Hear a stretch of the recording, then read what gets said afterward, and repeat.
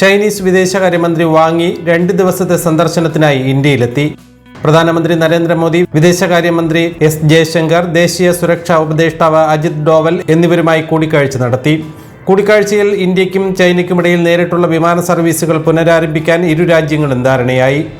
നേരിട്ടുള്ള വിമാനയാത്രകൾ പുനരാരംഭിക്കുന്നതിനൊപ്പം വിനോദസഞ്ചാരികൾക്കും ബിസിനസ്സുകാർക്കും മാധ്യമപ്രവർത്തകർക്കും മറ്റു സന്ദർശകർക്കും ഇരുഭാഗത്തേക്കും വിസ അനുവദിക്കുന്നത് സുഗമമാക്കാനും ധാരണയായി. അതിർത്തി വ്യാപാരം, കൈലാസ, മാനസ സരോവർ തീർത്ഥാടന യാത്രകൾ എന്നിവ തുടരാനും ധാരണയായതായി വിദേശകാര്യ മന്ത്രാലയം അറിയിച്ചു. ദോക്ലാം സംഘർഷത്തിനു പിന്നാലെയാണ് ഇരു രാജ്യങ്ങൾക്കുമിടയിൽ വിമാന സർവീസുകൾ നിർത്തിവെച്ചത്. ലിപുലേഖ് ചുരം, ഷിപ്കി ചുരം, നാഥുല ചുരം എന്നിവിടങ്ങളിലൂടെയാണ് അതിർത്തി വ്യാപാരം പുനരാരംഭിക്കാൻ ഇന്ത്യയും ചൈനയും തമ്മിൽ ധാരണയിലെത്തിയത്. അതിർത്തി തർക്കങ്ങൾ പരിഹരിക്കുന്നതിനായി പുതിയ മാർഗങ്ങൾ തേടാനും ധാരണയായി.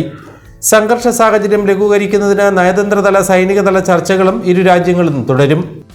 ഇന്ത്യയും ചൈനയും തമ്മിലുള്ള സുസ്ഥിരവും മെച്ചപ്പെട്ടതുമായ ബന്ധം ആഗോള സമാധാനത്തിനും സമൃദ്ധിക്കും നല്ലതാണെന്ന് കൂടിക്കാഴ്ചയ്ക്ക് ശേഷം നരേന്ദ്രമോദി പറഞ്ഞു.